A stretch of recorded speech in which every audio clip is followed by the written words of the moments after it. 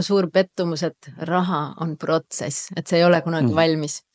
Et ma tahtsin ka, et ma teen selle kõik läbi ja ma kirjutasin seda ka jooksvalt siis, kui mul olid raskemad ajad, sellel ajal hakkasin kirjutama tegelikult ja siis ma aastaga kirjutasin selle valmis ja kasvasin siis selle käigus või selle jaoks, vaata selle nimel, see andis mulle selle purpose'i või selle tähendusrikkuse sellele raskusele, kus ma olin. Mis ongi tegelikult ükskõik, mis raskus sul ka elus on, et kui sa ka mõtled selle peale, et sellest võiks saada või sulle on öeldud, et sellest võiks saada raamatu teema, siis tegelikult hakka kohe kirjutama selles mõttes, et sa ei mäleta enam muidu neid raskeid hetki, vaata. Just, seda sa kardagi. oled nagu nii, et no jaa, kui hull see ikka oli, praegu mul on okei maksta selle autoremondi eest, on ju. Aga sa ei mäleta nagu seda, kui nagu siis ma pean lapsele ütlema, et nagu.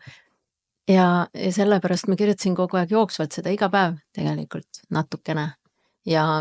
Aga jah, lihtsalt see taipamine, et raamatul võib-olla ei ole seda, või selle raha teemal ei ole võib-olla seda, et tempel peale lõpetatud. Et see ongi kogu aeg selline edasi voolav protsess ja sa pead ikka kogu aeg uuesti selle tee leidma, aga kui sul on mingid põhimõtted ja mingid väärtused ja mingid siis tervislikumad uskumused, on ju.